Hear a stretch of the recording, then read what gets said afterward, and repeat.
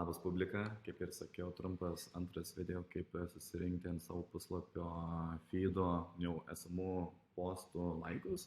Tai irgi labai trumpa ir paprasta struktūra, tai irgi pasikūrėme followeriams, jau turime kampaniją, turime setą followeriams rinkti, turime puikią strategiją.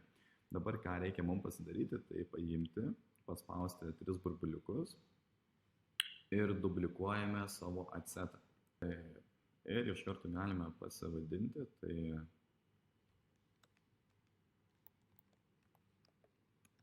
Facebook puslapio posto laikai, bus aišku jau būtent kas vyksta, tai kampanijos lygmenyje nusistatėme, kad tai yra engagementas susideda iš daug dalių, kurios dabar jau pradėjome jau šiek tiek paliesti ir praseiti.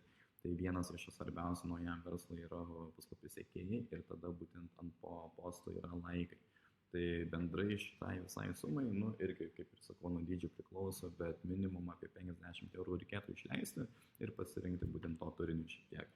Taip, tai tada, kuo pagrindę skiriasi, tai skiriasi laikų, tai tik tais pagrindiniai keli elementai, aspektai, ir per kuriuos dabar greitai prasibėgsim, tai jau pasivadinome, pakeitėme būtent adseto pavadinimą, tada pereiname būtent prie konversijos ir čia, kaip minėjau prieš tai, pasirinkame on your ad.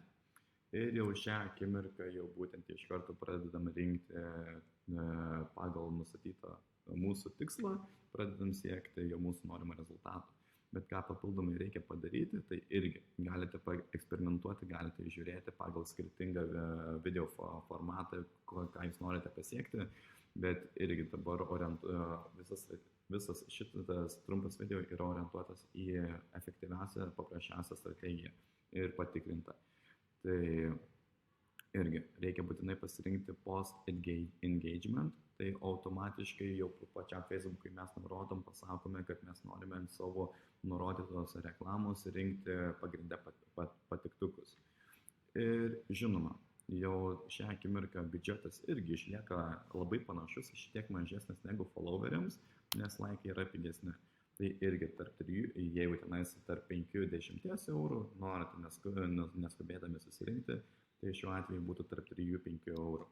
Tai irgi šią akimirką paliekam 3. Irgi paliekame pradėjimą, visą kitą tiesiog tą pačią vietą, lokaciją. Taip, jeigu tai yra jau Lietuvos verslas ir Lietuvos elektroninė prekyba, tai bet kokiu atveju ant pačių postų jau rekomenduočiau rinkti lietuviškus laikus, lietuviškų žmonių, nes jau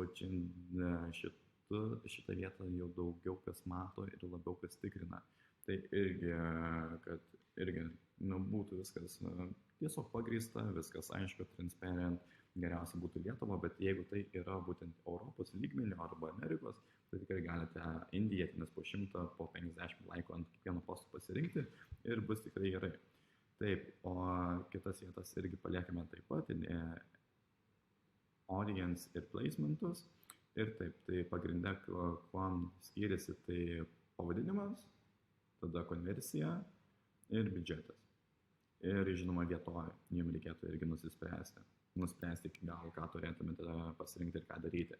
Ir tai perinant prie pačio galo, svarbiausia, kad būtų puslapis tinkamas pasirinktas, irgi čia reikėtų, kad ID būtų kitas, jau būtent irgi negu šitas tenais, irgi turi ateičiai šiek tiek ir yra perspektyvų. Taip, tada irgi perinant prie jau galutinių žingsnių, tai ką reikia pasidaryti, tai pasirinkti esamą postą. Ir pasirinkate postą ir viskas. Ir pasirinkus postą viskas automatiškai yra pasirinkama, užpildoma descriptionas, nuotrauka, viskas automatiškai iš jūsų feedo, Facebook puslapio. Ir iš esmės jums irgi pasirinkti norimus vizualus, kurie būtent jau pradėtų rinkti laikus.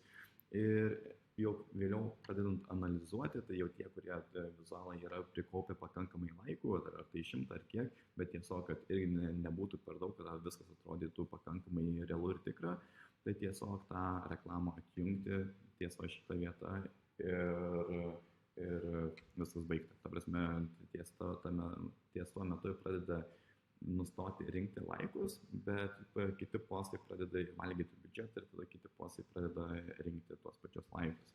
Tai viskas taip organiškai gaunasi iš tikrųjų žingsnis po žingsnio. Tai taip, iš tikrųjų būtų tiek. Jeigu turėsite klausimų, būtinai rašykite apačioje ir stengsiuosi, kad greičiau, paprasčiau atrašyti, paaiškinti ir padėti.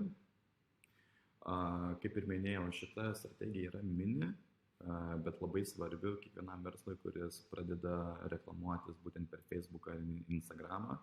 Ir iš karto neprarasti klientų ir iš karto turėti pasitikėjimą ir iš karto yra kuriamas ryšys su pačiais klientais. Tai va, ačiū už jūsų laiką ir iki pasimatymo ir kitų pamokų. Iki.